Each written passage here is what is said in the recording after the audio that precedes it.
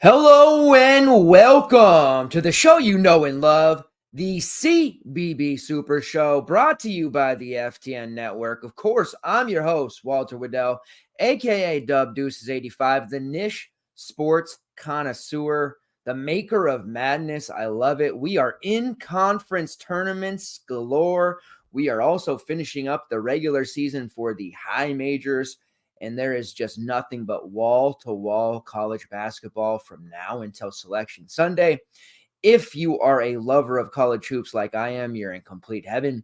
You got the TV set up. You got multiple screens. You're streaming games. You're watching games. You got stat broadcast up. You got sidearm up. You're tilting in the Discord, doing everything possible to absorb as much content and as much games as you can.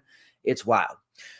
Very, very excited to be here. I want to thank everybody who has continued to support the Super Show each and every time that we go live. We are going to be doing some extra shows here. So for the next 2 weeks at least, we're doing Monday night, Tuesday night, Friday night, which you are now in Friday night, and tomorrow evening we will go live after the games end for the most part, and we'll be talking about the Sunday slates.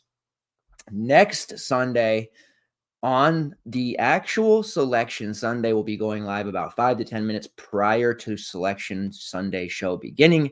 We will have some special guests on that one. I will be talking about any pairings, that stick out to us, any surprises, just chopping it up, talking about things, having people come on for a few minutes, asking questions, just overall having a good time hanging out. It's the feel good hangout show that we do every Selection Sunday, so do not want to miss that. While we're talking about it, we also have a promotion happening right now.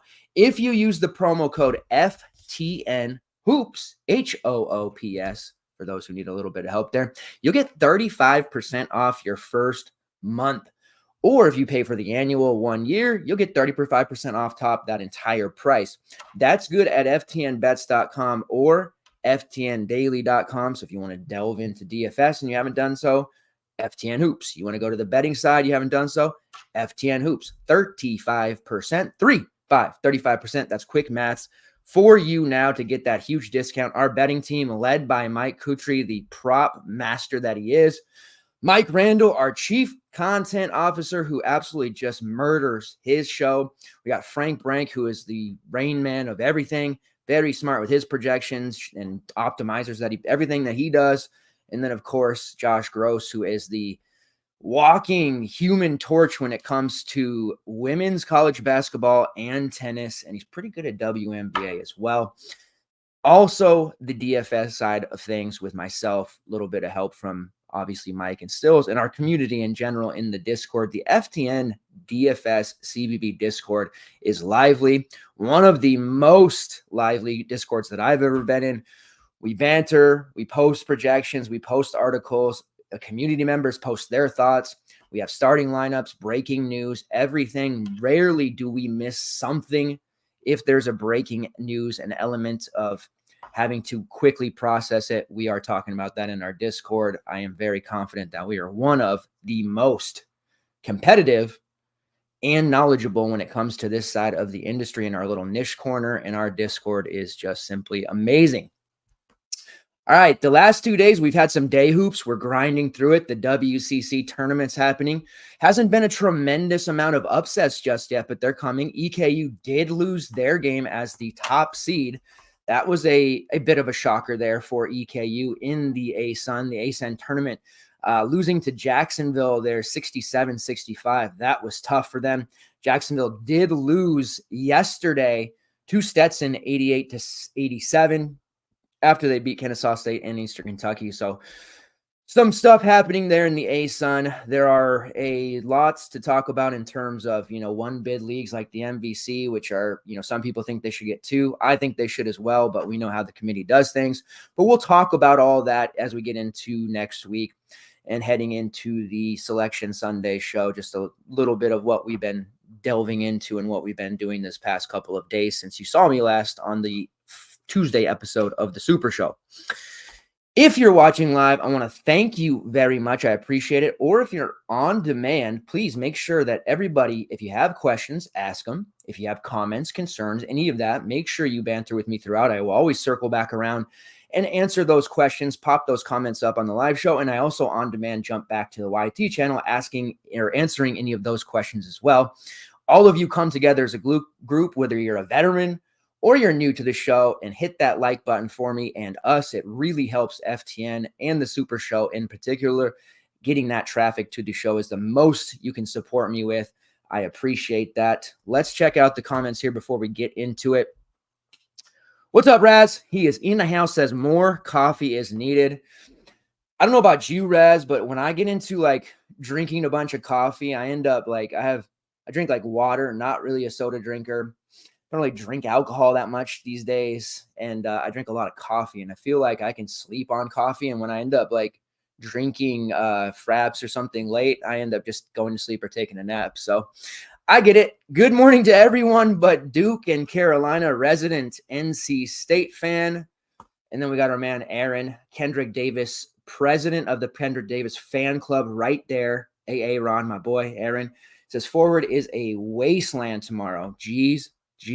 Tubby, all night tonight. Yeah, you know what's up. We're doing on late tonight. I know it's been a little bit later for some of you on the East Coast, but I appreciate you guys who continue to support the show no matter what.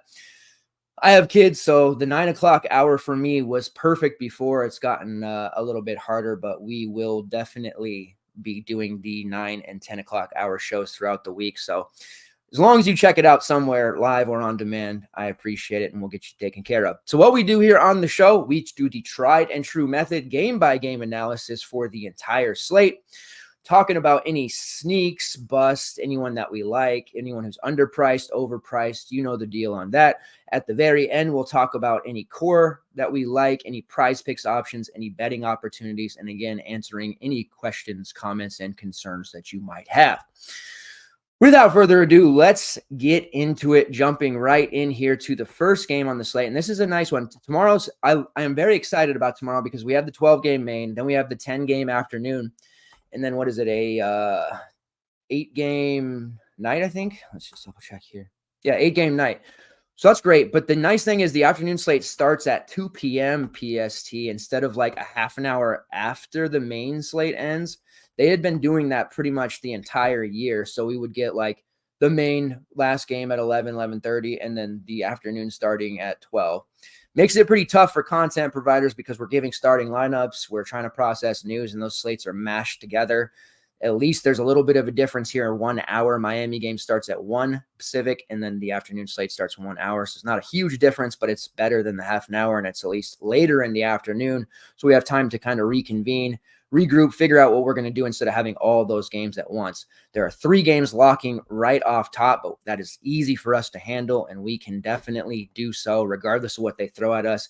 Any late breaking news, any late scratches. Keep in mind also with these conference tournaments coming up and that we've already been dealing with, because these DraftKings locks are like tentative or their best guess at when a game will end and start. A lot of times we don't have starting lineups out before those games lock, and that's going to be very prevalent in the early part of next week when we have the P5 conference tournaments beginning. So really understand that and be aware of that.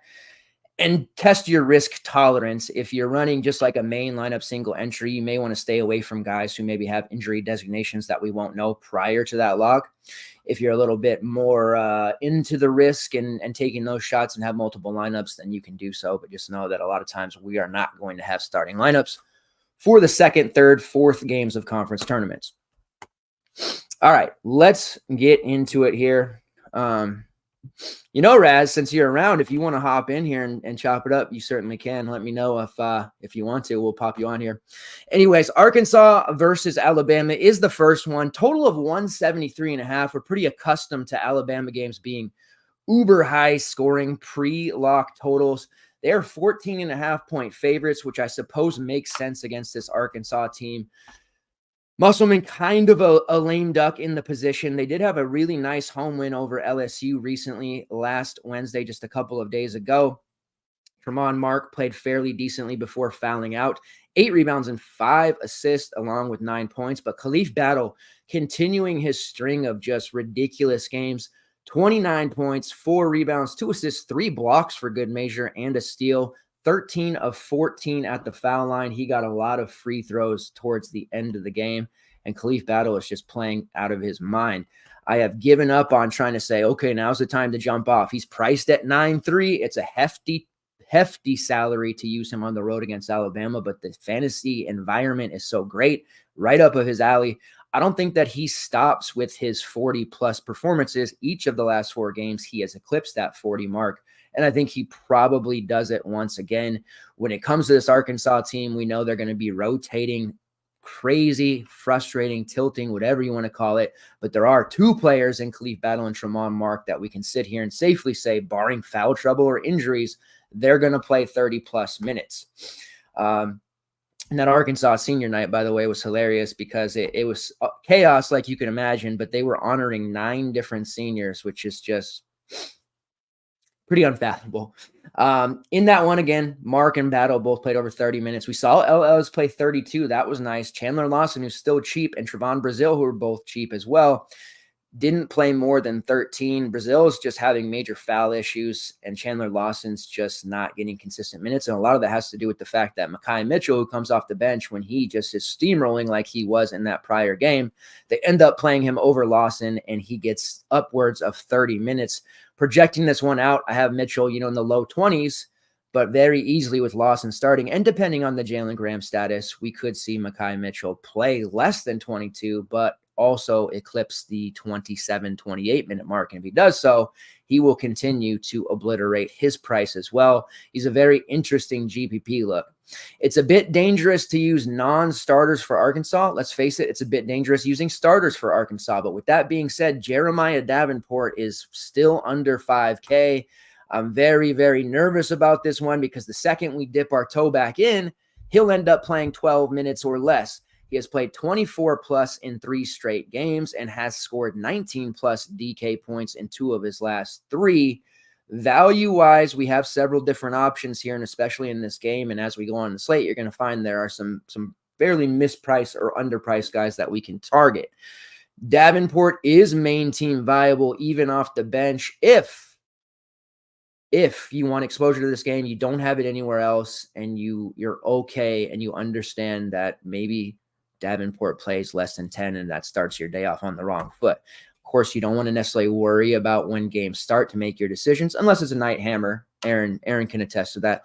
But I would hate to start off the day with Davenport and have him play like 8 minutes and absolutely just not pan out.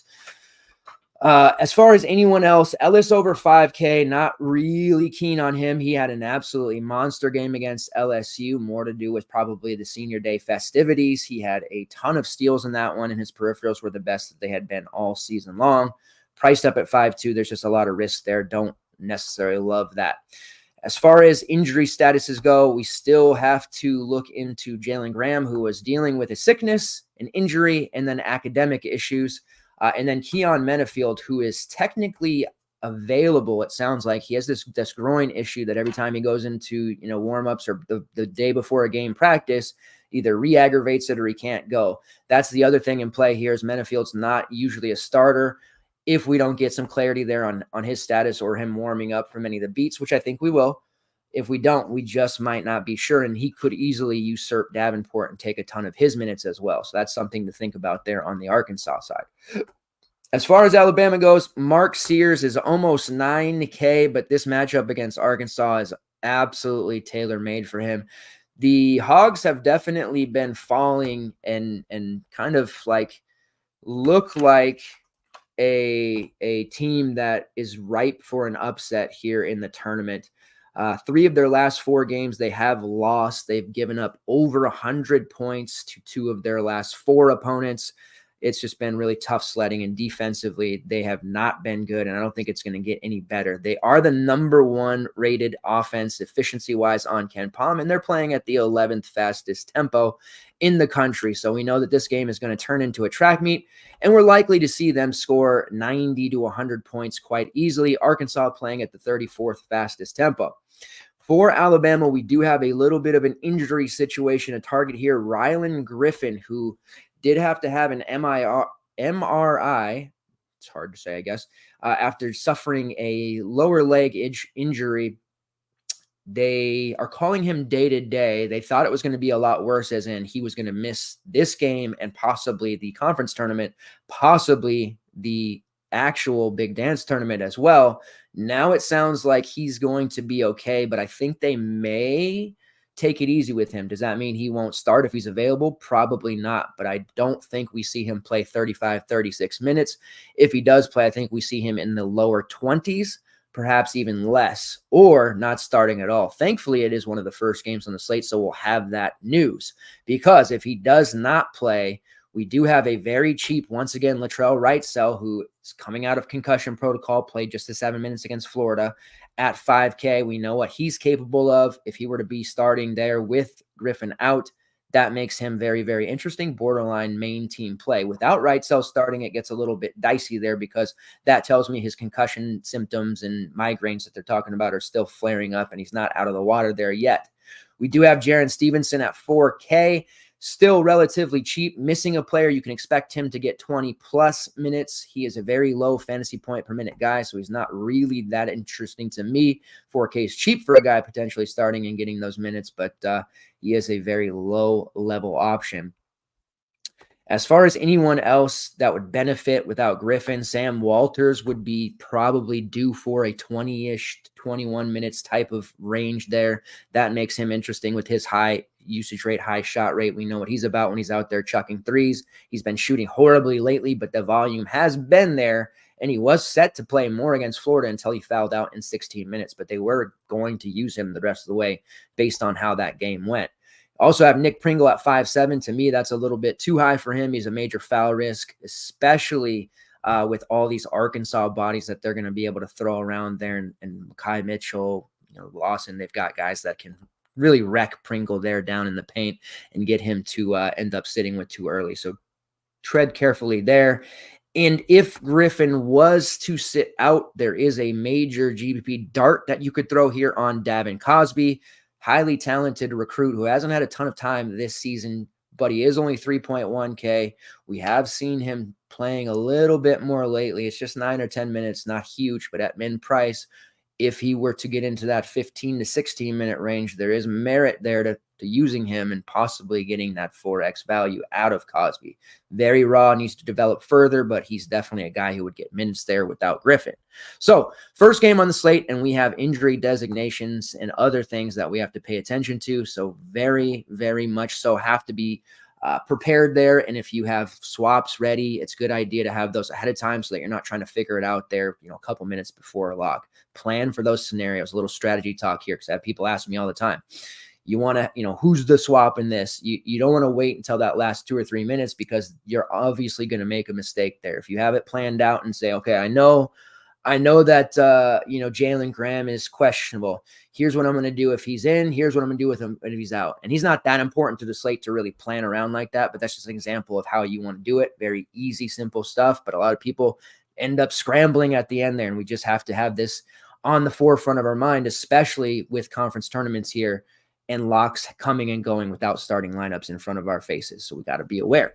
All right, next game on the slate here, we have Oh, okay. Let me finish. Oh, Jody. This is Jody. Switch to my hometown nickname, Tubby. All right, man. Raz is going to jump on. Let me give me a minute here.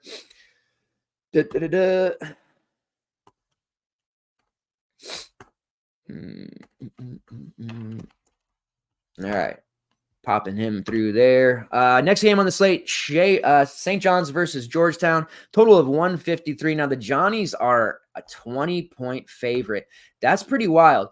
Obviously, a game in which they should win, and they shouldn't have much of a problem here. Hoyas are definitely, just ready to finish this season up. Ed Cooley has a lot of work ahead of him on the recruiting trail, the transfer portal. I don't know if you guys have been paying attention, but Twitter and all the transfer portal, handles, Tipton and everybody else reporting guys hitting the portal. Javon Porter from Pepperdine, right after their game ended, it was announced. Obviously, he didn't do that. He told them ahead of time and said probably not to say until the game is over or we're out of the tournament.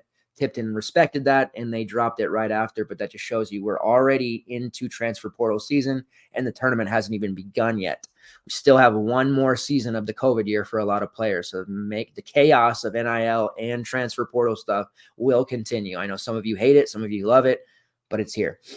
Anyways, Ken Palm has it 87-69 in favor of St. John's. This is less of a I'm really high on the Hoyas. I think they're going to do well. And more of is St. John's 20 points better than Georgetown at home? Yeah, maybe, probably.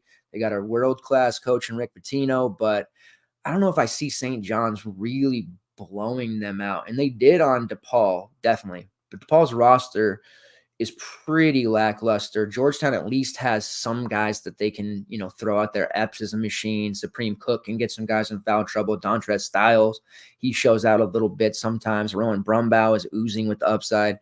So this is an interesting betting opportunity. I'd like to take a look at the alt line there if we can get Georgetown even further out, 25, 26, something like that, and throw it in a parlay of sorts or something. I think that's a winner on our hands because I just don't trust St. John's to be 20 points better than anyone. And the Hoyas, as bad as they've been, they do have the ability to keep games close. They played Providence a lot tougher than I think people thought. Villanova was a rough game. St. John's last time they played at home, they only lost by 5. I don't know. I just feel like this is one that they're gonna be able to cover here. With Georgetown, it starts with Jaden Epps, who to me is just way too cheap. He was far too cheap last slate. He had a real nice first half in their game. He really fell off in the second. He was about 9 or 10% owned. Nobody had him, and if you rostered him in that first half, you were feeling extremely good. And then Georgetown just kind of fell on their face in the second half, as you can expect. Now, he's price of only 7.3 after being – and it's not as if he busted. He had 31, so it wasn't horrible. But I like his chances of putting up a big score here. He did drop 51 on St. John's in their prior meeting. 39 minutes, 20 shot attempts, 7 assists, 3 rebounds, 31 real points. I feel pretty confident here he's going to throw down at least 20 real. And we're talking about a guy in the low 7K range that really only needs to coast into about 28.5 to 30 to really make you feel good about value. He has been pretty even on both the home and road splits, so I'm not worried about any of that. He's not a big man, so I'm not worried about fouls. If he gets turnovers, I don't care. If he misses shots, I don't care. I think the volume's going to be there, and Epps at 7.3 to me is an extremely strong play. He projects bonkers in the sheet that I've already started to work on here before the show, and I don't think he's going to see much rostership here in this one. It is a larger slate, and people are going to be a little bit more enamored with some of these other games, especially the Arkansas-Bama one that we just talked about, and Epps tends to get forgotten about here by the masses. So I'm happy about that, and I'll be heavily invested in Jaden Epps. As far as the rest of their players go, I think I'm mostly going to be off. I do like Rowan Brumbaugh long-term as a prospect, but they have him priced at 6K there. Not a ton of upside to be seen. I think he gets a little bit more harassed. He did have 30 against St. John's in their prior meeting, and he's had some really nice scoring outputs in recent times since taking over the starting gig. So he's more of a GPP look for me there, but I do worry about him a little bit here on the road. Supreme Cook is only 6K. His upside at that price is massive, but this is where it gets tricky. We have a fouling front court player on the road, which really can spell doom. Going up against St. John's at home, before he took 14 shots, he had a lot of bunny opportunities, was missing a lot. 8 rebounds, 12 points, right around 22. He was almost 8K on that day. He's only 6K today. Had he been 7-7 on this slate, it would have been an easy look past and move along. But at 6K, that is something that we have to at least consider. He's a very strong option if he can stay on the floor and not get foul trouble. If you give him 30 minutes at that price, it is an explosion of sorts. Other guys are really unappealing. Wayne Bristol, Jay Heath, Ish Masood, who I believe got the start in the last game. He did. He started over Bristol. They've rotated that fifth Beetle spot, which has been Ish Masood for a lot of the beginning part of the year. Then we saw Jay Heath. He had a one good game, then fell back, then Wayne Bristol. And they even gave Drew Fielder, the talented freshman front court player, 24 minutes in their last game against Providence as well. So perhaps with the season just about wrapped up, they give Fielder some more minutes. He's somewhat interesting as a GPP look. For the most part, I'm looking at Jaden Epps here in this one. On the St. John's side, looking at the final home game of the year, they have several upperclassmen. Obviously, Joel Soriano, Dennis Jenkins, Jordan Dingle, guys that they had brought in, Chris Ledlum. So there is a intrigue there for those guys, as I think they'll play way more minutes than we just saw. Obviously, the blowout win over DePaul cost all of their starters major minutes. Soriano played 21. Jenkins played all of like 15, Ledlum 25. So you can throw out that box and those minutes because they're obviously going to play a lot more. And everybody on this St. John's roster below 8K, certainly interesting. Ledlum had been, to me, a bit of an auto play lately. His logs have been fairly okay. He did have the 44-point explosion there. Priced at 7.4 now. That's a colossal leap from the 6K that we've been having him at.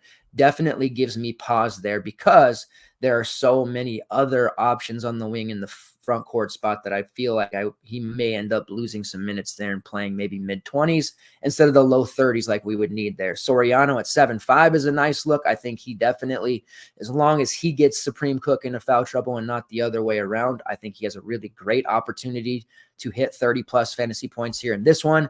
And Dennis Jenkins is just an elite GBP play because he would be the one to play majority of the game if this stayed close, 36, 37 minutes, and he has been absolutely epic this year for this St. John's team.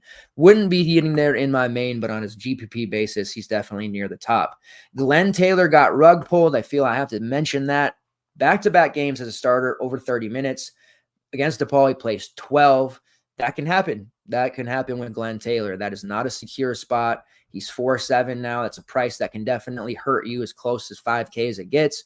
If he starts again, I suppose you can go there. It's not a massive miss by any means, but you have to have that in the back of your mind, similar to Muss and the Arkansas Hogs. This guy could get rug pulled. There's very few guys outside of the Ledlum, Soriano, Jenkins trio that can be considered safe with their minutes and Coach Pitino.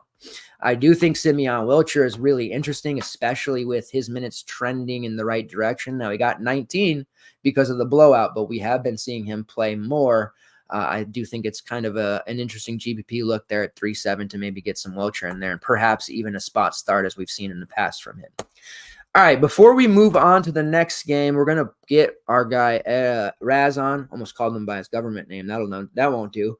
And get his takes here on the rest of the slate. So we'll jump on here. What's up, my man? Whoa, he's wearing what is that? Orioles? No, it's Oblio's. It's a local bar that sponsors. Okay. Okay, gotcha. But it is made after the Orioles jersey. All right. I was trying to impress you with my baseball knowledge. That's about the extent of it. Cal Ripken. All right. So let's get on to the next game here. We're going to talk. I appreciate you jumping on, by the way. If you guys don't know, this is DFS Army's finest baseball and college basketball content provider. Of course, you guys all know him. So we'll just get right into it and keep going right along. Memphis versus FAU. FAU 7-point favorites, total of 162. Anytime Memphis is on the slate, we want to always look for and against them because of the way that Penny has them playing 18th fastest tempo in the country. And they're playing a Florida Atlantic team that for the longest time to me had the reputation because of last year of being a stout defense. Offensively, they're 18th per Ken Palm in offensive efficiency, but nearly 100th in defense. And that is something that has been a major problem for them this year as they were almost that North Carolina, thing from a year ago, coming back from a deep tournament run. Everybody's talking about how great they're going to be. They fall on their face. Same thing happened this year. Oh, FAU, they got to be ranked. And it's kind of like, are you sure? Are you sure? And they're 23-7, so they're not horrible. They're trending towards the tournament, right? But this team just does not defend, and it seems very unlikely if they do make the tournament that they'll win more than one, maybe two games. Coming into this one at home, playing against a Memphis team that they just lost 78-74. This is a tricky one because I want so much of it. Prices are kind of all over the place. What do you think about this game, and where are you targeting? I mean, this game's definitely one to target, but I don't know. Like, it's actually almost easier to target the Arkansas-Bama game in that total. So, like, that's my worry.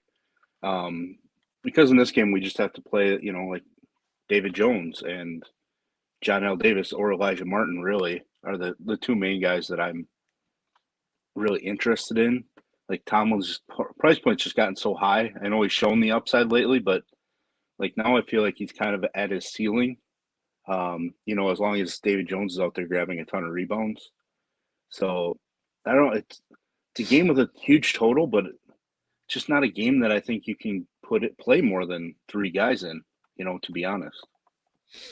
Yeah, and David Jones, his price has jumped so much, almost 10K at this point, and he's another one of those guys like Cleef Battle. He's just on this sick run, and every time you think he's going to slow down or he gets off to a slow start, he's just so good in the second half, and another really solid performance against UAB. So if you are paying up for someone, it definitely makes sense to go David Jones. He's been completely unleashed.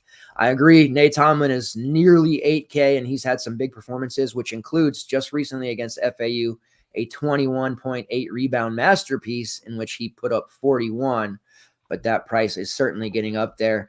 Malcolm Dangerous does carry a questionable tag because of the suspension. So if those minutes are still there for Tomlin and Jourdain, those two guys are at least still in play, even though both are priced up. Quinterly, I'm almost never looking at.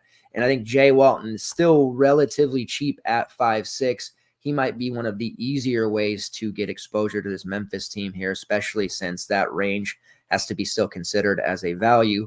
And then on the AFAU side, John L. Davis, Elijah Martin, and Vlad Golden, it's kind of those three. You want to take one of them more often than not. I typically won't play Davis with Martin because they go off together sometimes, but a lot of times they don't.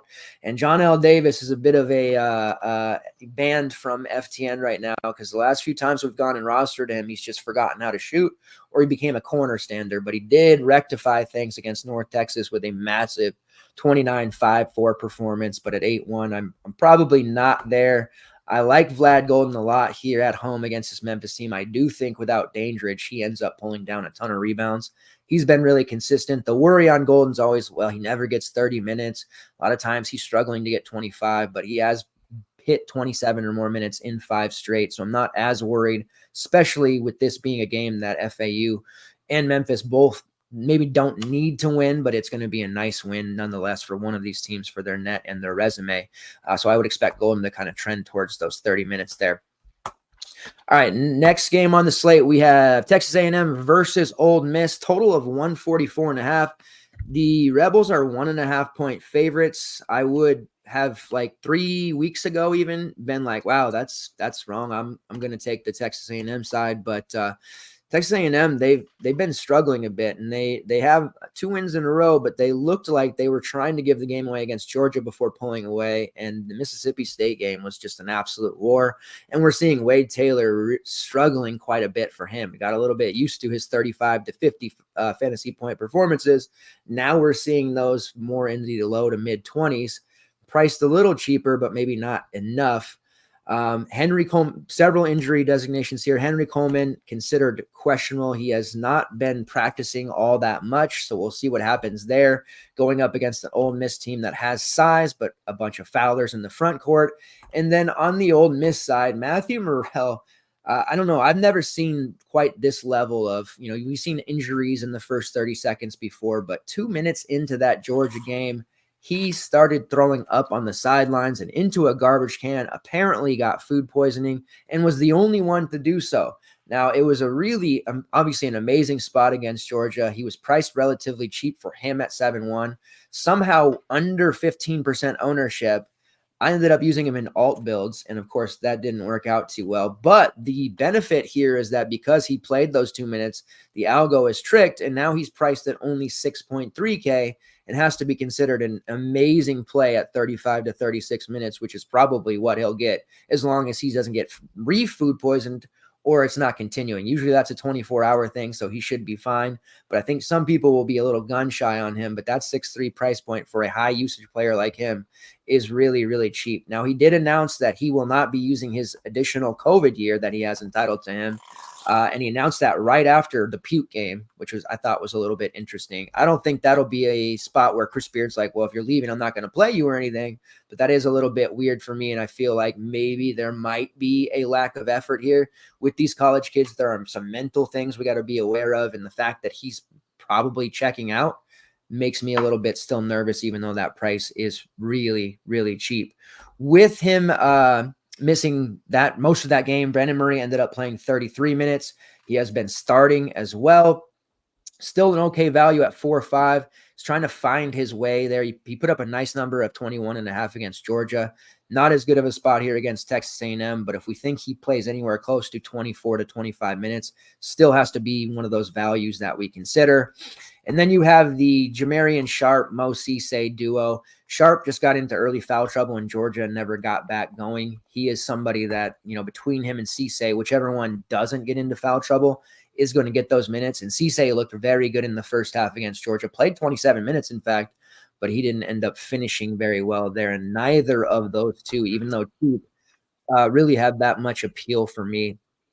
So that leaves us with the Jamin Brakefield, who's probably slightly underpriced at 6.9, Jalen Murray at 6.8, which is where I believe he should be, and then Alan Flanagan, who hasn't been starting the last few games. It was like he was in the doghouse for a minute, but then he came off the bench against Bama, put up 36 in 32 minutes, played only 9 against Missouri, and then thrust into 34 minutes because of Morrell. So without Flanny starting, it's kind of nerve-wracking because conventional wisdom should say, like, this guy's going to play. It is one of the final collegiate home games for him, I believe. So he'll probably end up starting. But if he doesn't, that's going to have to give us pause because we just can't be sure if it's going to be 10 minutes or if it's going to be 35. So that's another game I want to check out the starting lineup. But all these Ole Miss guys are really, really cheap considering what they were earlier in the season and how this matchup may turn out. I know the total's in the 140s, but I feel like this is a game that could end up going above that, and it has major overtime vibes for me. Wade Taylor's cheap at 7.5. I think he's a really nice overall GPP look. It's getting kind of hard to trust him in your main thing here, watching Texas A&M games. He has just done so much for them and has such heavy usage. I do think there's an issue here with him gassing out. You see his minutes, they started to dwindle there a little bit. He had to play 37 in their last game against Mississippi State, but he's been playing a lot of 37, 38-minute games and just carrying this team on his back a lot of times when Tyrese Radford was missing time. So I do feel like that has maybe impacted him to a degree. So I'm a little bit gun shy on using him in my main, but I certainly want to have some exposure. Same with Tyrese Radford there at 7.4. Those are the dynamic duo. Elite GBP territory for Anderson Garcia. He's just been such a phenomenal rebounder overall. This Ole Miss team in the front court, they hack. I feel like he can get to the foul line, draw some fouls on them. I wish he was cheaper, but he's absolutely in play, especially with Henry Coleman trending to be out. Solomon Washington, my guy Solo Wash, as I affectionately call him, he's only 5.7. He is still, even on the road here, my favorite play from the Aggies. I try to zero in on these 5 to 6K guys to fill out my lineup. If I'm going to take 1 or 2 pay-ups, maybe a value or two, and then I try to really just get these mid-range values in there. And Solo is one of those guys that I tend to rely on more often than not, but it does go against my don't take front court players on the road philosophy right now. So we'll see how my build ends up, but that's kind of where my head is at on this one. Do you have anything you want to add for this one before we go on to the next game? With Mississippi, it's really just based starting lineup only. You would expect Flanagan to start for senior night. If he doesn't, I think I just have to not use him because he must still be in some sort of a doghouse. For A&M, I'm high on Washington. Normally, I'd be really high on Wade Taylor, at his price, especially because he and Radford are basically the same price. But with how they've been playing, Radford's actually my preferred of the two. And then Manny Obaseki, If Coleman is out, his minutes have trended up. A couple of strong games in a row. 4,800 is not as big as a value as you wish, but I think he's definitely viable in the game. Yeah, definitely. Just got to keep. Yeah, Manny's been. He got that start a couple games ago, and then he's played 20 plus minutes in 3 of his last 4, and he's finally playing really well. So I certainly have some interest there as well. All right, next one is West Virginia versus Cincinnati. The Bearcats come in as 11.5-point favorites, total of 146.5. Both of these teams have had guys in and out all year. Injury designations, Victor Locken has a questionable, borderline doubtful tag to him. He's been in and out. Really cheap if he were to start, but even if he does, it's like we can't really trust him. CJ Frederick dealing with a hamstring issue that's plagued him all season long. And West Virginia, who has been, without Jesse Edwards for a time, without a Cook for a time, now they seem to be finally healthy. Not that it necessarily matters all that much, but we definitely want some exposure to this game, especially on the Bearcat side where they have some relatively cheap options here. Depending on that lock-in news, we may have, 2 or 3 really viable looks that we can use in our various lineups. Who do you like in this one? Man, it's tough. It's kind of surprising to see Cincinnati in such a high total game, or have such a high team total, I guess I should say. So for me, it's really Skillings. And maybe Jizzle James, even though I don't like the fact that he's over 5,200. He's becoming more involved offensively. So I might actually like him more than somebody like Day Thomas from that side. West Virginia side, I'm just going to really ride Jesse Edwards. I don't really like the idea of chasing his last game. What was it, a 60 burger or whatever it was. But with Locken having some injury issues, like Cincinnati's a little thin in the front court, so why not give me Edwards and hope for another big double-double out of him? Yeah, definitely. He's without Locken, like he on the road. It's a big man thing where he could get in some foul trouble. But if he's able to get, Jameel Reynolds, who probably isn't going to even be able to make it 20 minutes before he were to foul out into any issues. Aziz Bandiago, same kind of thing. All those guys just have foul issues, and if both end up, sitting early with 2 and you don't have any Locken, then he's going to have that painted area all to himself. Pretty good opportunity. Gotta love Dan Skillings. I think he would be a major chalk piece to this slate. Only 6.5K. Did miss a game, just 2 or 3 games back. Comes back against Oklahoma, plays 29 minutes, 14 shot attempts, picked basically right up where he left off. Did end up fouling out, but he had 9 rebounds, 13 points. He reminds me so much of Tari Eason as a younger player. The way that he is able to contribute in those secondary stats and really just take over scoring at any time. Has phenomenal rates, 3% block rate, 27% combined rebounding rate, and his shot rate has ballooned to almost 26.5%. So Skillings is the one that I really want, but I do believe most people would say that. And yeah, if you didn't hit on Jizzle James, I certainly would. He's over 5K now, which makes it a little bit tougher just as a non-starter, but he has played 20 plus minutes in 4 straight games. So certainly in that viable, playable, option area there at 5'2" that we can fit in. But I would be a little bit afraid of him not playing as many minutes. And I know Locken, they don't play the same position, but they've had to change up their lineup and go a little bit smaller at times, which has led to James getting some of those additional looks because he is fairly good on offense. And sometimes the Bearcats offense goes completely stagnant. So they got to get him in there because you can't win without scoring baskets. So I do like the James call there at 5'2", depending on how some of this injury news breaks out. As far as West Virginia goes, I probably am not going to get to Edwards. The Ray Battle's back under 7K, which is usually a prime spot for me, but I find it hard to use him on the road, especially. He only had 15 against Cincinnati last time. They got him into early foul trouble, and that's something that he's been doing a lot this year, is reaching and just kind of picking up ticky-tack fouls that he had no business getting. It's one of those things where if you miss a shot, instead of trying to reach in and frustration foul, just take it off to the other side and go play defense. Don't get into that other shit. Problem also is minutes have been all over the place for him because of those foul issues that he's had. So hard to use Ray Battle, even though at 6'9", I would probably fire him into a large field GPP somewhere, but he's not main team viable at all. All right, next game is Texas versus Oklahoma. It's a 144.5 total. Texas is a 5.5 point favorite. Big injury news here. Dylan Dessou, who ended up spraining a knee, or it looked very serious at the time, and so we'll see if he ends up missing here. Texas needs wins. They're certainly not a safe team by any means. If Dessou can't go, that's just going to be absolutely treacherous for this team. It does give us a value look at Caden Shedrick at 5'2", who did end up playing 27 minutes against Baylor, and he was fairly solid, 14 points and 3 rebounds. Shedrick was highly productive in spurts during his time at Texas, and he certainly has proven as a guy to be with minutes as a high fantasy point per minute type of player. So if we do not have Dessou playing in this game, I would expect to see Shedrick slide into his starting role. And of course, there would be more opportunities for Dylan Mitchell, but he is just ice cold right now. Borderline unplayable. His price has slipped to 5.9, which is certainly intriguing.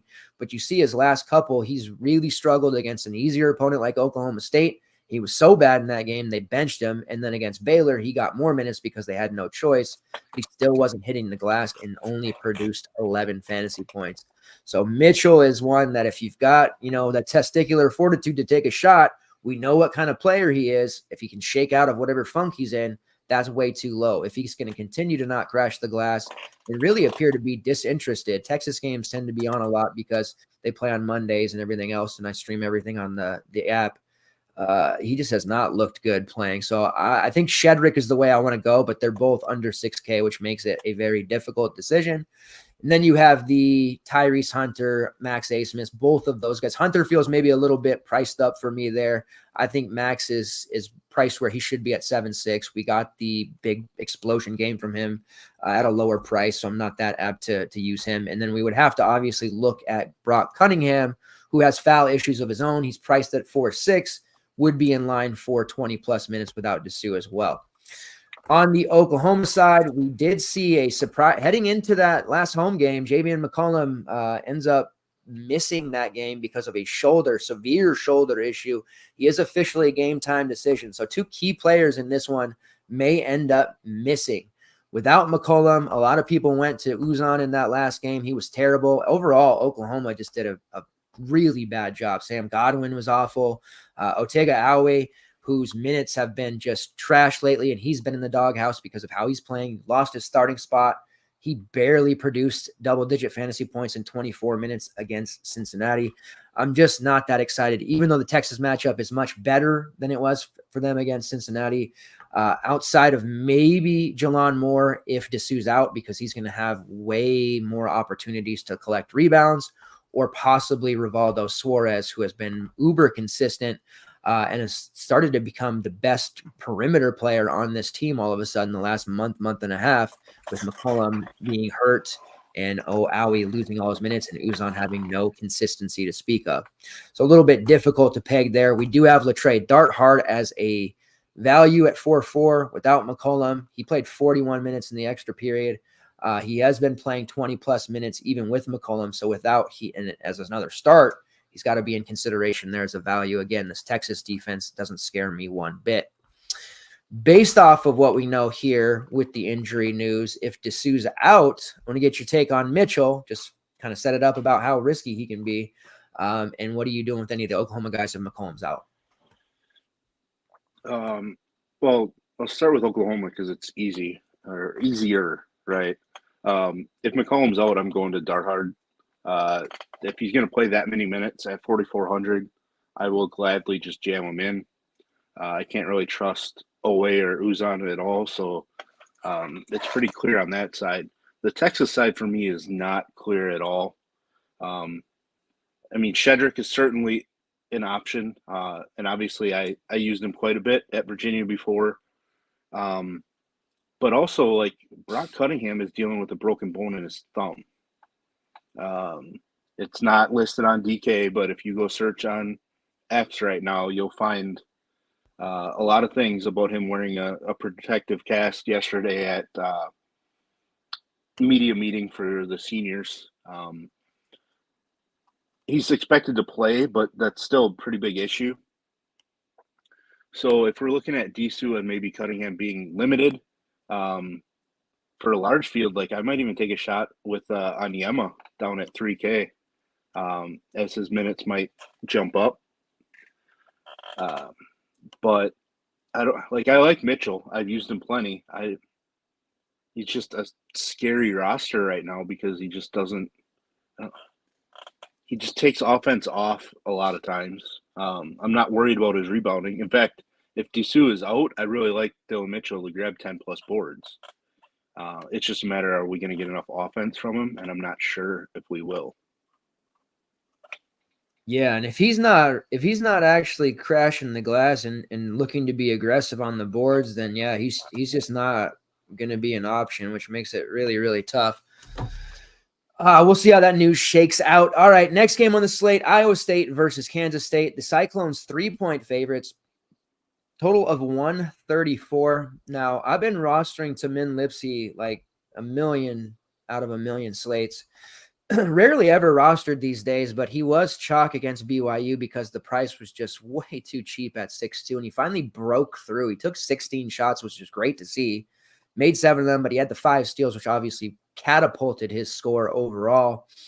This is a fine matchup on the road against K-State. We can be comfortable knowing he's going to get 30-plus minutes without any uncharacteristic foul trouble, but it is a weird price range for him at 6'7" because it's easy to fit him in, but there's so much downside for him that does make me a little bit worried. And he's been a little bit worse on the road, not enough to be worried or anything like that.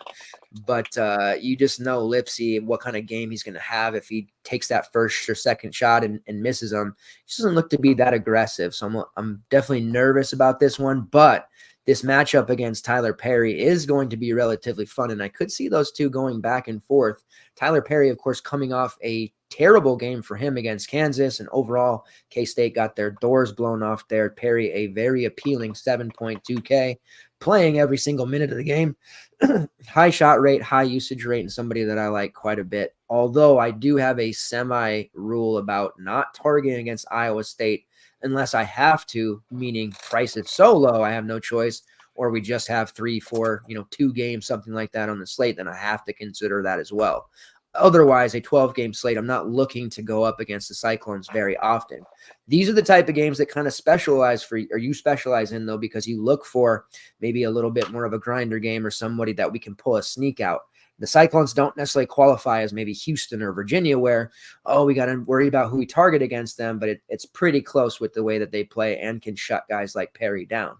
So with that being said, and Carter's cheap as well at 6-1, how are you approaching a game knowing that this could be a little lower scoring, slower paced, and just overall physical game compared to some of the others? What are you doing with it? I mean, kind of based on the slate that we have, I'm really not focusing on this game all that much. If you want somebody that I think could get there in this game, it's probably Trey King. I don't feel great about it by any means, but he's somebody that's going to make my notes. But, really it's Gilbert or Lipsey for me if I'm going to use guys. And I will have a share of each at least. Tyler Perry's played pretty well. And I think he's been really well at home too, if I remember correctly. Yeah, he averages almost 10 DK points per game more at home than he does on the road. So we have to consider him. I just don't really like the matchup for KSU. So I just don't want to feel forced like I have to play somebody. And generally when it comes to these slower games, I try to find the forwards that are going to benefit from it more. And I don't really know that we have any in this game, to be honest. For sure. And like Carter is like super cheap. maybe a GPP share, but he's just not been playing well. And this isn't certainly a get right spot by any means for him going up against a Cyclones team that really worked him last time. They forced him into 4 turnovers. He had a bunch of fouls, just didn't look very good. So I think it's a little too cute here as well. And besides from Lipsy, I don't have a ton that I want to get into on that one. All right, next game, Mississippi State versus South Carolina. Total, another lower total at 133.5. Mississippi State is 4.5-point favorites, which I do question. I not that I'm smarter than the books or anything, but I try to look for lines that maybe, look a little bit weird or might have some advantageous sides on the other way. Ken Palm does have it at 69.65 as well. It is a road game. South Carolina coming off a relatively close loss. Tennessee paid them back for the one they stole in their court. But overall, the South Carolina team, I still like them a lot. They're a top 40 defense. They play extremely slow. Lamont Paris instructs his guys to just crawl for each possession, which isn't the best for DFS purposes, but it really does enforce their will onto other teams, and they don't get sped up very often. Playing against a Mississippi State team that isn't particularly that fast either. Defensively, under Chris Jans, they're top 20 per Ken Palm's defensive efficiencies.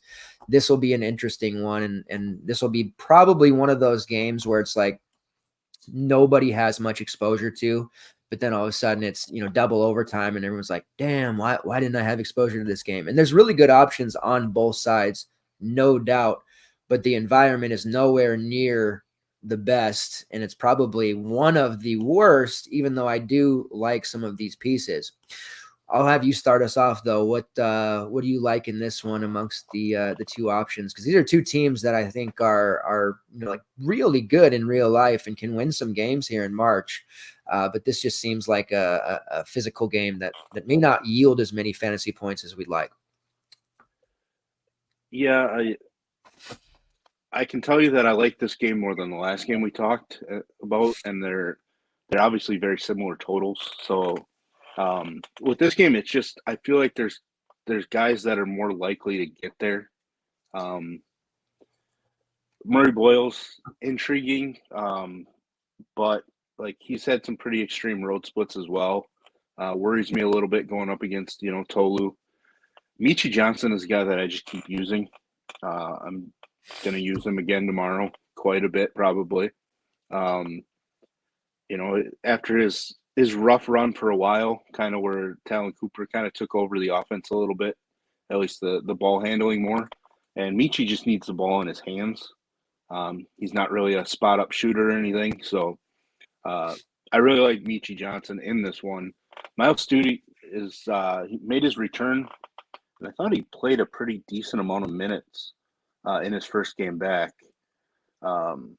At just 3,700, he's intriguing enough for me. He was actually really strong in the first meeting between these two, almost dropping 8x at his current price point. So he's somebody I'm going to consider, but I don't really want to get too involved with him. Mississippi State side, like I always play Tolu at least once. Hubbard's a scoring machine, so like I feel like you have to have a share in case he drops a 40 spot. And then DJ Jeffries, see him get a bunch of minutes back, even though he came off the bench last game. He still played 30 minutes, did a bunch of rebounding, almost 29 DK points. At 5,100, I think he's priced, I guess, invitingly enough, because this is a guy that started the season out at 7,900. So, it's not really a game I want to be putting multiple guys into lineups, together, but I do really like some one-offs in this game. Yeah, and they played each other back on January 6th, so 2 months ago. A lot has changed since then, especially with the starting lineup that Mississippi State runs. In that game, though, it's worth noting Michi Johnson did absolutely cook them for 24.6 rebounds, and that was during the stretch where Michi, coming right off of that non-con, he was the go-to guy for them, very consistent option, and now he's kind of fallen into that, Lipsy range where you don't really know when and if you can count on him on a game-to-game basis, but he is priced up slightly over 7K now. But the last 3 he's been rock solid in. Definitely still worth some exposure there with his high shot rate and high usage rate. This is where I have to mention my guy CMB, Colin Murray Boyles. He's probably too expensive at 7.4 to use on the road here, and especially against that Mississippi State front court. But man, he is just so good. Every time I watch South Carolina games, he always pops out as just such a ridiculous, aggressive rebounder for a young player. He doesn't back down. He's swatting shots. Like his performances against the Vols this year were, even though they lost the last one, he put up almost 40 on them, another 37 against Florida. He's just been so very good. Not as trusting of him on the road to stay out of foul trouble or anything, but it's time to really accept him as a real deal type of option that, yes, 7K, 7.4, like he's still in play at those prices, has great overall rebounding and block rates. I'm a big fan of his, even though, yes, he is so expensive.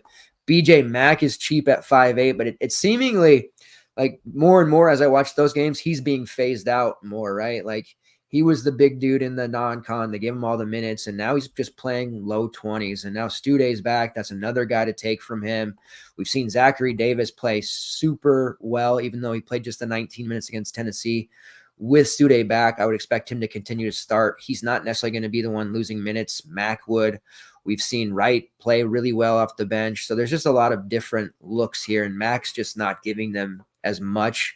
So it makes sense for them for his numbers to be dwindling. The 5.8 price, I feel like if I give him 25 minutes, he's going to project really well. So I'll probably end up putting like 19 and 20 because I have no faith in him whatsoever. And on the Mississippi State side, like the price in a vacuum, as they say, 7.6 is too cheap for Tolu Smith, in my opinion. Not too sure about this matchup at home, so of course he might be insulated from some foul trouble here with the way these games are being officiated. He did have a relatively weak game against them, but he did come off the bench and he had just come back like after missing the first 2 months, so we can't really penalize him for that. He's playing extremely well. Otherwise, fouls is just the big thing with him. And as far as his health, DJ Jeffrey's health, all those guys coming back, Keyshawn Murphy was a bit of a fantasy darling there for a while.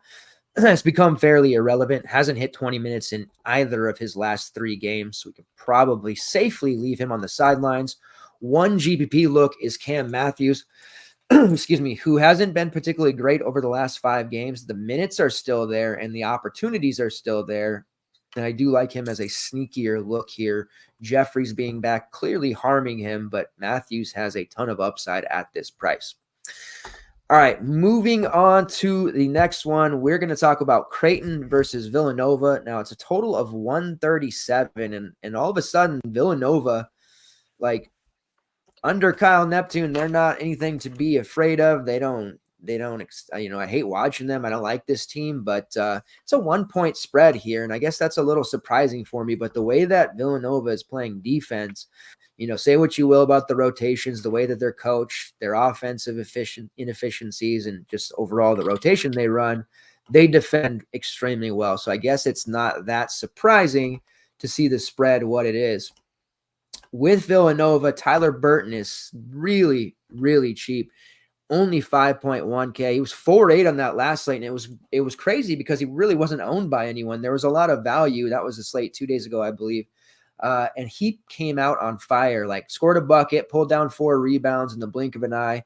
And then Neptune had the bright idea to take him out at 3 minutes, not play him for like 7 minutes. And then all of a sudden, he's all out of whack. Now, all his rhythm's gone. And suddenly Villanova got down by like 18, and they had to fight their way back the whole way, and they ended up losing. So very just trashy job of coaching there by Kyle Neptune. But Tyler Burton's a great play to me at 5.1. Maybe not main team viable, but still, it's so hard for me not to look at him as the Richmond Tyler Burton. Obviously a different role on this team.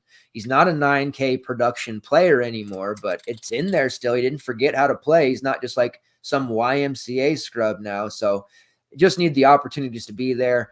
The Villanova rotation has gotten kind of deep, even with Njoko, out there. They're running like 9 guys, 10 plus minutes, and that's just leaving a small margin for error there for everyone. Dixon is really the only one that's hitting over 30 minutes with any consistency, and everybody's pretty cheap overall. Housen, who's got that 3-point gunner upside, Hakeem Hart, who has peripherals upside, Justin Moore, who is starting to look like a small version of himself, but all these guys are just kind of cannibalizing each other, and it's just not that exciting for me. So outside of Burton, I'm probably not on a lot. And then when it comes to Creighton, it's usually just looking at Trey Alexander, Ryan Kalkbrenner, Baylor Shireman. You can throw Stephen Ashworth in there, although, the last 3 games he's been pretty treacherous, which has caused his price to drop down somewhat. I don't like him on the road against a Villanova team that can defend, and all of the Creighton guys are back to being expensive again. Trey Alexander had dropped into the low 8K range, which makes him damn near a must play, regardless of matchup, because he plays 38, 39 minutes, and he has such fantastic rates. Kalkbrenner had dropped to 8-1, making him a must play regardless of matchup. Now he's back up to 8-7, almost 9K. And then Shireman at 9-4, pushing, 10K at times there. So, and he did just drop 62 on Marquette. So it's not as if you can't pay these prices for these guys, but the environment itself just doesn't look great. And I think the opportunity cost is just far too high for me. I've been getting into these stars and scrubs builds the last couple of days, which is really uncharacteristic for me, as I prefer a more semi-balanced approach. And I feel like rostering any of these 3 Creighton guys up top is going to require me to make sacrifices from the mid-range, which I don't really want to do. Do you have a similar take there? Or do you feel like, well, at least with Creighton, I'm getting safe production and I'm going to roster one regardless? Yeah, I kind of feel similar to you. I'll have exposure to each of the 3, but very lightly. Alexander got it done in the first meeting, but that one went into overtime, and he had to grab 15 boards to get there. Kalkbrenner and Shireman have actually been at their best when on the road, so that's why I'm considering them. But I just don't know that I want to pay their price points. With a team total of under 70 in a spot where I could see them kind of coming out flat. The hangover from the Marquette game does happen. So overall, this game's just not all that exciting. I won't give up on Tyler Burton. I'm close to. I actually used him a ton last game, so I was one of the few that was all over him last game. Dixon actually had success in the first meeting, so maybe he's intriguing enough to get a share or two. But other than that, the guards for VU are, I don't know, they're cannibalizing each other all the time. You just never know which one's going to get hot from 3. Even when they get hot from 3, they're all priced to where they almost have to make 6 or 7 threes to approach GPP value. And the offense, I'm just not banking on somebody getting that hot. No, and outside of Hakeem Hart, none of them are really going to put up those peripherals necessary to get there. Like TJ Bamba, if he's not scoring 20 plus real, he's seemingly not even going to get close to 4 or 5x at that price. So I think the 4K price is interesting on Hausen, but his minutes have been dropping lately because they just have so many guys. So it's definitely tough. But yeah, Burton, it felt good, man. 4 rebounds in the first minute and a half, and then just to watch him die like that was horrible. But yeah, I got to keep firing away as well. All right, next game, Kentucky versus Tennessee. We got a total of 166, so second highest on the slate. We've got 3 over 160. The Memphis FAU game we talked about, Arkansas, Bama. Now we have this one, and the Vols are 7.5-point favorites. This will clearly be a game that lots of people want and will have exposure to. You have the, sensational transfer that is Dalton Connect. Hilariously, seeing all this draft talk about him and all the people, the whole, you heard it here first crowd that comes in towards the end of the year that had no clue who the hell he was at the beginning of the season and in, Northern Colorado. Great spot for him against Kentucky here. Swan song at home. He only had 26 against them in their first meeting, and they put up 103 points. I expect Tennessee to put up 100 here again. We know the way that Kentucky plays. Defensively, they've been improved a lot since their last matchup, but they're still giving up a ton of points, and they're still going to get involved in some shootout type of games. So I'm expecting Connect at the 8-3 price to draw some ownership, as he should. For that reason, I like Zakai Ziegler as the main leverage play. He's only $300 cheaper. You're not going to see many people play both, although that could work. But most people are going to gravitate towards Connect. But the nice thing about Ziegler, high assist rate, he rebounds a little bit. He can score with the best of them. And he's got a very, very high upside when it comes to steals, especially when there are younger ball handlers or ones that are a little bit lazy. What I mean by that is, they're just kind of bringing the ball up very casually. Zeigler is an expert at just getting in there and taking it away, a lot like Jose Alvarado does at the NBA level. Against Kentucky in their first meeting, had 26 points and 13 assists, 56. Now, I'm not chasing 50 and going to sit here and say, yeah, he's putting up 50 again, but I won't be shocked to see him outscore Connect, who I believe will be more popular, and I won't be shocked to see him hit over 40 in a matchup that these two teams love to play each other and brag about who wins. I think the Vols ultimately win. I think Zeigler does put a hurting on them. And those assists are going to come to someone, probably going to be Connect on those threes. And Jonas Idu, who continues to play extremely well, extremely consistent. That game against South Carolina he had was impressive, 14-9. That South Carolina front court has a lot of size. They have a lot of bodies. They have fouls that they use. They were beating on him and pushing him around, but he just kept on coming back for more. And he looked extremely well. And Idu at 7-2, I think this price dropped for some reason. Absolutely has to be in play. Now, Kentucky also has size and premier elite rim protection, but they're younger players, inexperienced players, or undersized Trey Mitchell trying to guard him at any point, and that's going to be a problem. And it was in their first meeting in which he had 11 points, 11 rebounds on his way to 34. Yes, a Vol stack is viable. You have Triple J. He's too high for me at 6'2". You know the deal. He's up and down performances. He's an okay GPP look there. You have Toba Waka, who's interesting because he's been performing well on a per-minute basis. But the real thing I want to talk about here is Santiago Vescovi, who is for a three out of his last 4 games priced under 5K. However, chalk in 0 of those games, meaning he was less than 10% owned on all of them, comes into a very favorable matchup. I believe he's been in college since the Reagan administration. I think this is it for him, unless he's got another COVID year, an injury year. So might we see Vescovi play 30 minutes or more? I think we do. And this is a spot where he's probably going to be chucking. He put up 22 against Kentucky in their last meeting. He did play 30 against them there. Now, surprisingly, he only took 4 shots in that one. He had 4 rebounds, 2 assists, a steal. He had some peripherals. He paid off quite handsomely. Only 4.6K at home, swan song against Kentucky. It's going to be hard not to be all in on Vescovi, and I do believe he will probably be chalk to a degree, but probably not as chalky as he should be, because I think people will look at the logs, or if they've been following this season, they know he's 4th, 5th, sometimes the 6th option behind Gainey even. He's not the alpha like he was for a time 2 years ago. And he's just not going to have the opportunities that he had before. But I do have a feeling that they may give him a little bit extra, meaning like they're going to force feed him at times. And I think he'll oblige by absolutely chucking. So Vescovi has to be somebody that we look at 4-6. Bust potential is there, yes. But in single entry, I think most people will have him. So you don't have to worry in that regard. On the Kentucky side, because everybody's healthy, eligible, and good to go, their rotation has suddenly gotten a little bit tricky to figure out. Not super difficult, but we're seeing, Aduatiros down to like 20 to 25 minutes. Justin Edwards is playing around 20 to 25 minutes. Then we see Aaron Bradshaw taking about 10 minutes in the post. Trey Mitchell's back, so expect him to get closer to 20. Zvonimir Ivicevic played 17. He actually busted for the first time in a long time, but his overall rates are incredible. I always tell people in the chat there, projection-wise, because his rates are so crazy, I can't even project him. Like if I put 20 minutes in the sheet in the system that we use, he projects for like 8x. So you have to put like 12 minutes just for a normal projection. But I think that's going to start to come down there. Very raw, and this is not an environment that I think he thrives in here on the road against Tennessee. Ugana Onyenso has not looked very good either, so they have all these different front court bodies that they can use to counter Tennessee, but what that does is it just makes all of them extremely unappealing.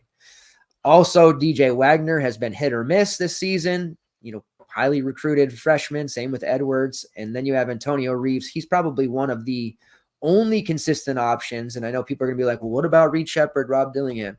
Both of them have been spectacular this year, but with the price that Shepherd is, he's far from a consistent lock. At least I think so, especially on the road here. And Dillingham coming off of the bench 7-1, it's just way too expensive for him, considering he's not going to play more than 25 minutes very often. He did rake Vanderbilt hard, which is now why his price is up over 7-1.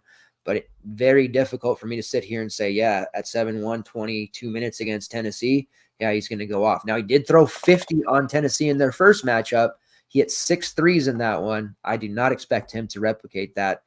I would love for people to chase that. If I'm using someone from Kentucky, I still want an Edwards at 5-1, a Wagner at 5-5, or a Dutiero, who I still like a lot, but the minutes that he's lost makes him very hard to play. Only 5-3, maybe a GBP look there, as they'll need his defense. But overall, the Tennessee mini stack is seemingly the way to go here, and I think a lot of people will probably do that as well. So I'm not telling you anything sneaky. Vescovi, are you in or out on him, and who else are you on? I am very in on Vescovi. I was kind of looking at some numbers. Vescovi's Ken Pom O rating is better than Adu, better than Ziegler, and it's just 0.5 behind Connect. So it's not like he's been terrible offensively. He's just not taking as many shots previously. So like I think there's a route for him to go out with a bang. I feel kind of the same way about JJJ. I just don't trust him as much to make as many shots. But like I can't quit JJJ, especially because he had a strong game the first meeting too. So like those two guys are going to be in a number of my lineups. I'm with you. I like Ziegler more than Connect. I actually like Adu more than both of them. I don't know if Adu can get us much more than 35. So if we have a super high scoring slate, he might not, make the winning build. But I do really like Adu a bit in this matchup. The Kentucky side, it's tougher. I don't really like trying to pick, Wagner or Edwards or Thiero. So for me, it's really Reeves, and then I will take a shot with Dillingham just because he's shown the explosiveness. He took 20 shots in that game against Tennessee the first time. So it's not just the fact that he, made 6 threes. It's just the fact that he took 20 shots in 28 minutes. That's really intriguing. So I'd rather play him at 7-1 over Reed Shepherd at, what is he at, 8-3 or 8-2. But Reeves is obviously the one that's steady enough that I think can go into Tennessee and still perform perfectly fine.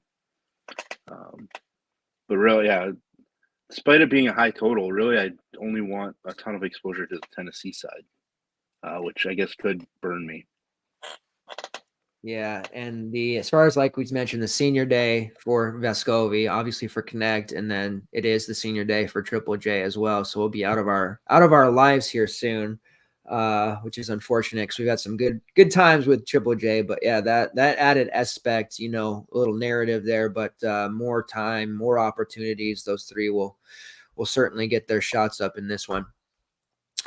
All right, next game, Houston versus Kansas, total of 137, one of the lower totals here. Houston, of course, is a defensive juggernaut. They're 7.5-point favorites, and my goodness, what a difference a month has made for this Kansas Jayhawks team.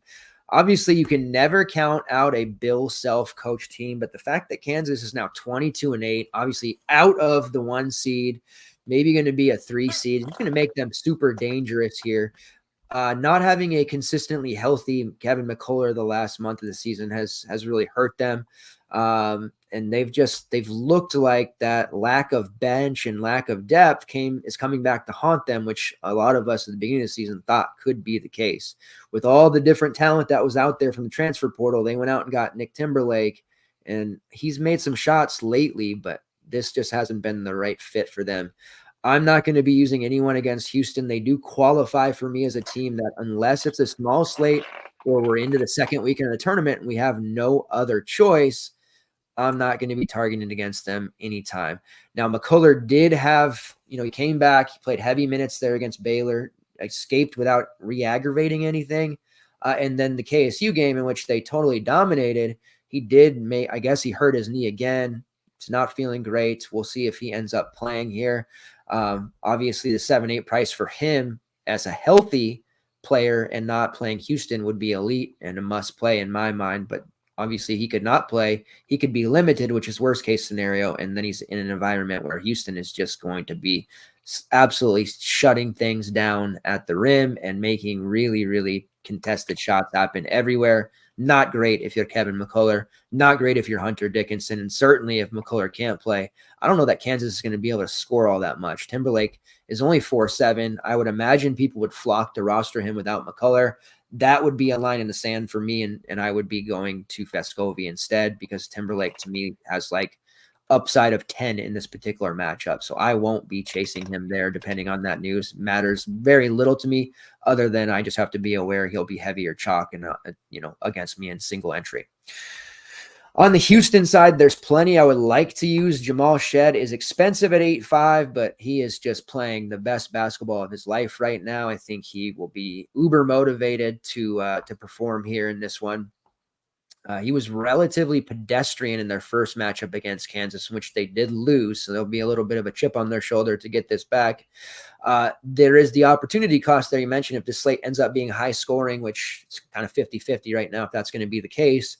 Shed's 35 at 8.5 might not be enough for those large field GBPs. Maybe it's enough for high dollar and single entry. So from an opportunity cost standpoint, he's not a priority play for me, but I never turn him away. If you get there and you want to use him, absolutely do so. Juwan Roberts versus Hunter Dickinson. I'm neutral there. Roberts has been consistent. 7.5 is a fine price for him. Not that exciting for me. LJ Cryer's mainly a shooter, which he did very, very well in that game against UCF. He has scored 26 plus DK points in 4 straight, so he's in play at 7.1. And then you have my guy, Manny Sharp, priced at 5.9. Got a bunch of foul trouble in that last game. He ended up playing 30 minutes and threw it because they just didn't have anyone else to sub out. But he shot 1 of 7. Really big down game for him, which gets us a sub 6K Manny Sharp. I do like him in this spot against Kansas, and I do think he's main team viable for what it's worth. Joe Tugler out for the season, it looks like. That means Javier Frances will be afforded more minutes if he can stay out of foul trouble. We saw him play a rock-solid 26 against UCF, and he performed very well. And then you do have Milik Wilson, who's probably going to play around 20 minutes here at 4.2. Wasn't great against UCF, but still played 18 minutes. You're talking about a guy who's very far down the totem pole, not going to get a lot of usage or shots up. You're going to need him to get those peripherals to pay off, but he can add 4, 5, 6 real points and still pay this price off at 4.2, especially if he plays the 20 minutes that I suspect he will. Then you have Damian Dunn, who's really cheap at 3.5, but still barely playing. Can't use him, unfortunately. Again, another Razzle special. It may not even be a Razzle special. I just associate like physical games or slower paced teams with you for some reason, because all the Virginia shows we did in the back in the day, as they say. But what do you feel about this one here? Kansas kind of limping into it, and Houston just looks like they're in for a smash spot here. Yeah, I would expect McCullough to not play. I think it's a decision that Kansas should make to get him some extra rest. Overall, I don't think this game has a whole lot of bearing on seed lines for them. So for the Kansas side, like if the slate wasn't 12 games, if it was 6, 7, I think Dickinson would be fine. He's just somebody that I don't think would kill your lineup. I do have a little interest in Furphy. He did, basically go 5x his price in the first meeting with Houston. So he seems like somebody that may benefit if McCullough is out. Like if McCullough tries to play through it, I'd have zero interest in Furphy at all. Pretty much have zero interest in Timberlake. He will carry some ownership because of, people are going to see when he plays 23 plus minutes over the last couple of weeks, he's approaching, 4 to 5x. So people are just going to see that and play him. I'm not going to really have any interest. Houston side, like I just keep playing Juwan Roberts. Last game, he started out super hot in the first half and then just kind of faded in the second half. It's annoying. He was solid in the first meeting, playing 38 minutes that first meeting, which is nice to see, which means he kind of avoided foul issues against Dickinson, which has been some worries. Crier can get hot, so I'll think about using him. I'm not going to be on Sharp as much just because lately he hasn't seen as involved. Um, but really, it's Javier Francis that is intriguing the most to me. Um, it looks like the first meeting, Tugler actually started over Francis, and Tugler actually had a really strong game in that four hole, the four spot on the floor. So I think Francis might be the sneaky best play in this game. Um, especially because he uses up a forward position, which we know that the forward position in general is kind of tougher to fill, especially in the 5K range. So he's somebody that I am going to have. Um, I would consider myself probably going to be overweight. I don't really know what to project him for ownership wise, but I would just have to assume that I'm going to be overweight on Francis. Yeah, I like, especially with no Tugler. Like it seems as though Sampson will, if somebody does get, a third foul early in a second, like then we'll be more apt to play them than not. So kind of protects him a little bit there, and the fact that he's at home. So yeah, I like Francis as well, and I got to sprinkle in. I just got to keep sprinkling in Sharp here, even though, like you said, he's not been as involved. All right, last game on the slate, Miami versus Florida State. Total of 153. The Seminoles are 3-point favorites. Miami has been just dealing with injuries galore all season long. We got Christian Watson having a questionable tag because he didn't play in their last game. I'm not sure if he actually has an injury. I thought that was just a DMP. And then, of course, we saw Nigel Pack. I was so mad at myself. Had a really good team on this slate. And I bit on Pack, even though I knew better than to. And of course, he struggles in the first like 10 minutes of the game and then re-aggravates everything, gets hurt again. And now we're here with a cheap Nigel Pack once again, a worse matchup at least against FSU, but so tempting to use if he does start. But I think I'm okay fading him.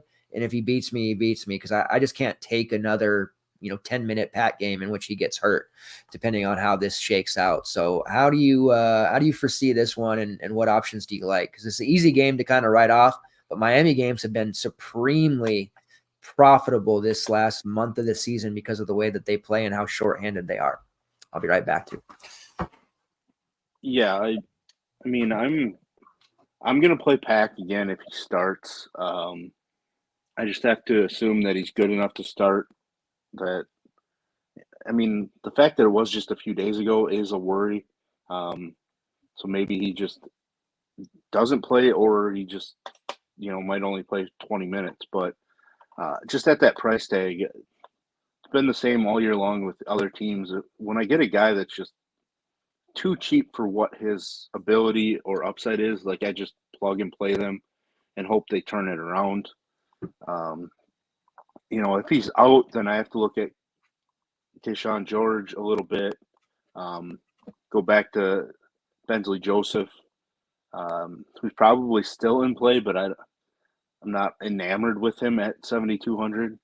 I do like Cleveland a little bit. I do wish he was a little cheaper. He hasn't really gone off, so I don't know why his price tag has risen from when it dropped to 6,200. But Miami's just tough to figure out. We don't really know what they're going to do. Popular was strong in the first meeting, but he hasn't really shown a ton of upside in a while.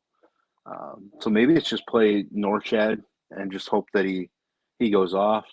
The one worry I have from his first meeting with FSU is he only took 5 shots from the field. He just happened to get there because he took 12 free throws.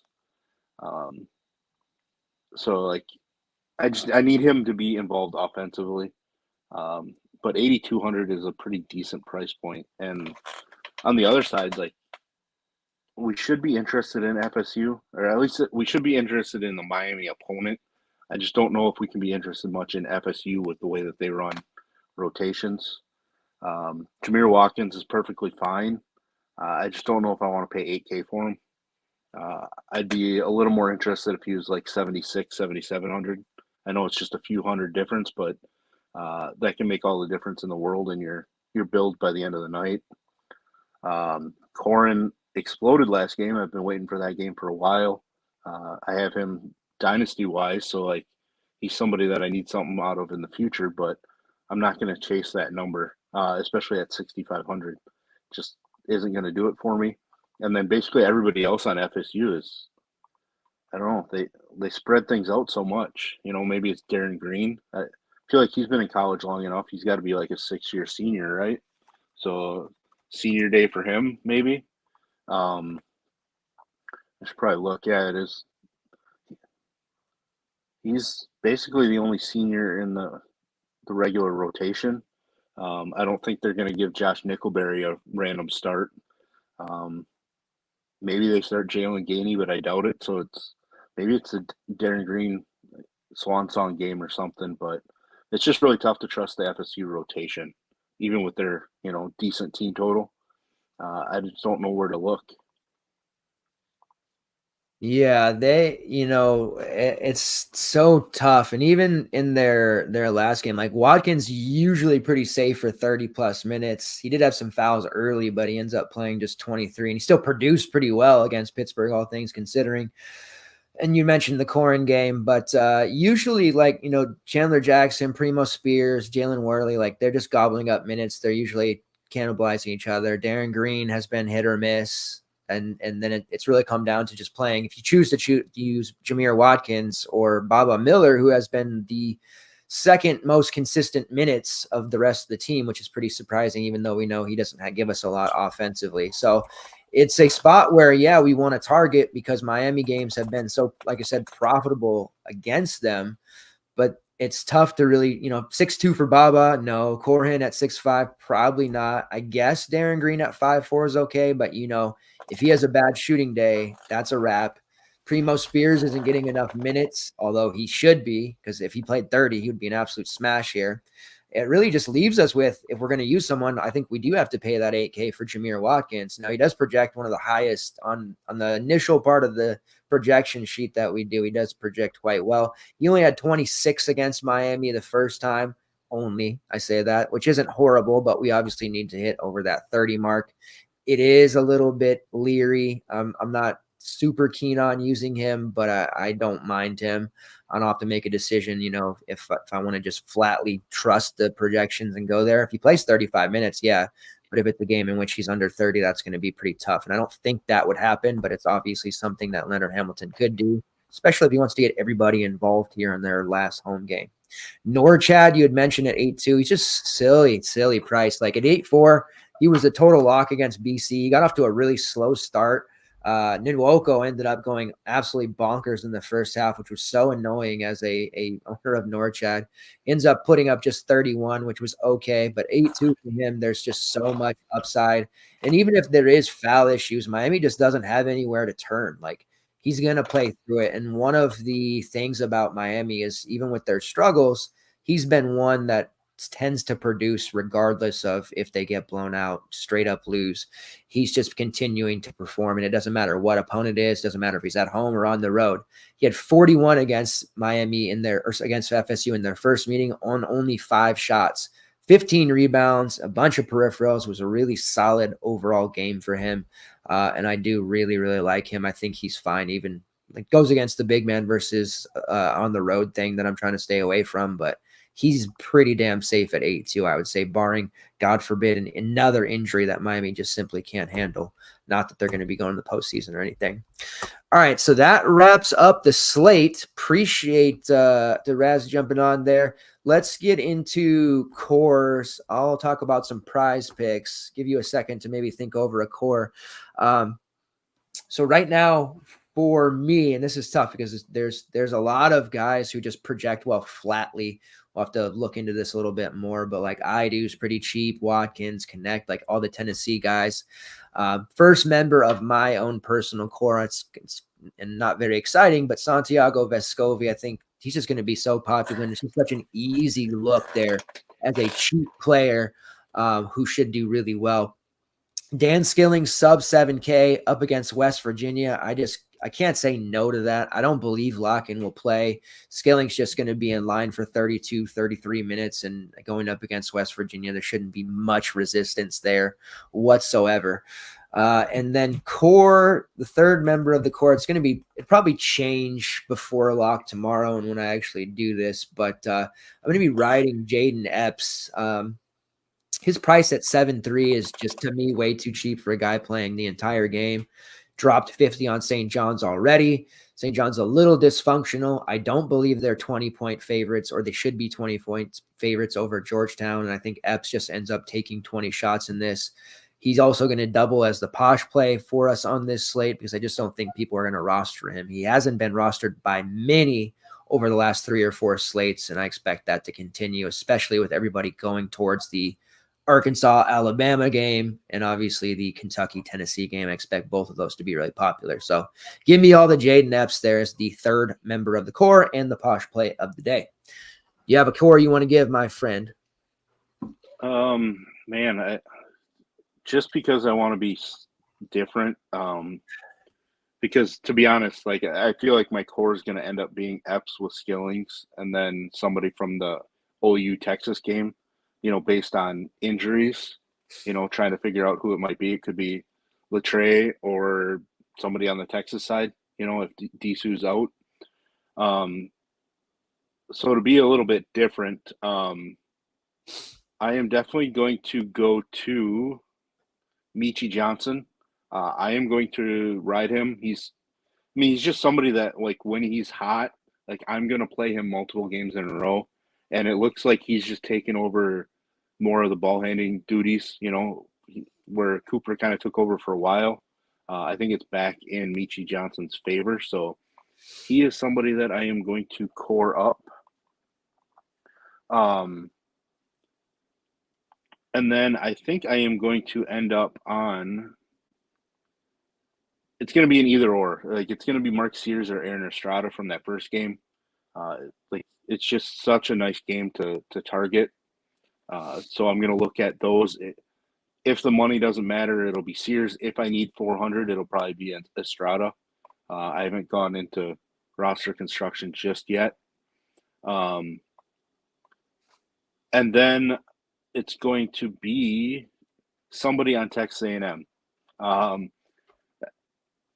I lean Radford right now, but if Obaseki starts again, it's going to be him at 4,800, just because I feel like I'm going to need probably 2 value plays to make my main lineup work.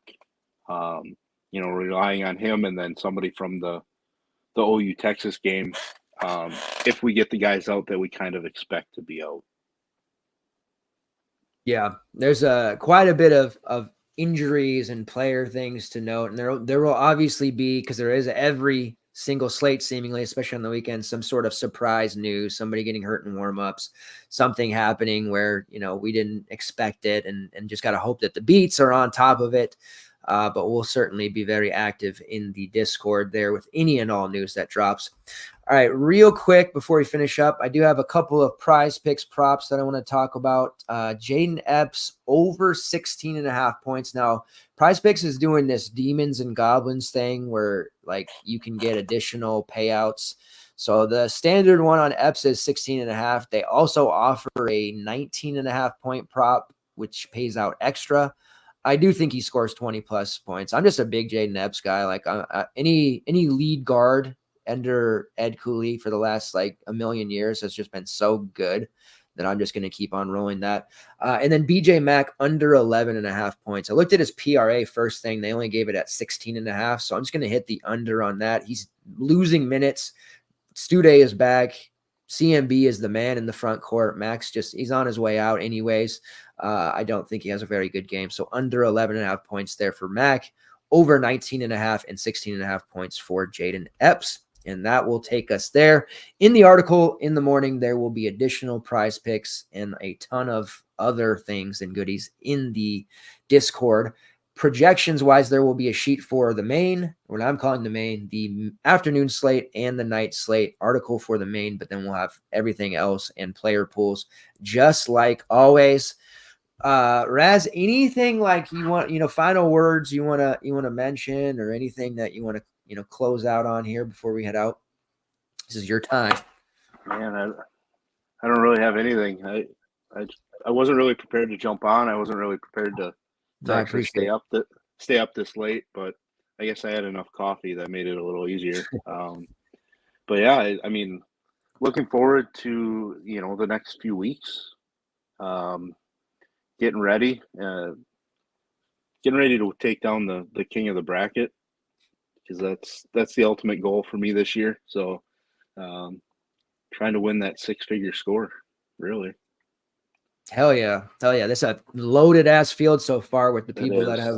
have qualified. It's going to be a fun tournament. And I really hope, I doubt, it doesn't seem like it because there's no like saddies up for it, but it seems like a second straight year we're not going to have a survivor contest. I tried to reach out to some DK people, but they're kind of hemming and hawing about it. They said maybe. I don't know if you talked to them about it or not, but I guess I don't know if I should be sharing this, but I'm going to.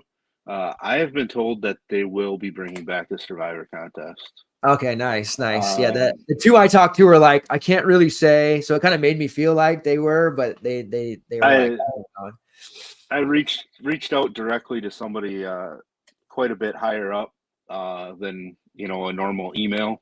Yeah. Just asked him straight out if he could give me an idea, and he came out and said, yes, we will. So hell yeah. I am looking forward to seeing that. I want to see them get posted. Obviously, I mean, we're a ways away, so like they can't post it now. But yeah, to truly believe that it's going to be there. But I suppose right now, like everything he's told me in other conversations with college basketball, with MLB best balls, has been 100% accurate. So I'm going to trust him in this and say that we will see survivors back on DraftKings. FanDuel, I don't know if they're ever going to bring anything back. So the Survivor if anyone out there that hasn't played that before, it's so fun. Like, just and they did it for 2 weekends, like the first and second round, and then they had done it for the Sweet 16 Elite 8, and it's just like such a fun contest to sweat because you're like, you just got to beat a few people, and just a lot of strategy involved there with the way that you build, not taking too many risks early and everything. It's just a really fun contest. It made no sense to take it away. Everybody asked about it, like the Mania, of course, but like everybody else is just like, are we going to have Survivor? We're going to have Survivor. So breaking some news there, possibly getting Survivor back. I kind of had a feeling because, like I said, the two people I talked to, they like made it seem that way, but they were like, we can't say. So I'm glad to hear that. And I appreciate you jumping on. I know it's really late for you. Lots of shows coming up. There's a Selection Sunday show that we're going to be doing. So I'll probably reach out your way and see if you've got some availability to come on and join us as well. Once again, always appreciate it. Everybody out there who continues to watch the show so late on the East Coast, thank you very much. We'll be back tomorrow night about 10 p.m. PST after the Saturday action to talk about the Sunday slate. Thanks, everybody. Good luck tomorrow, and we will see you next time.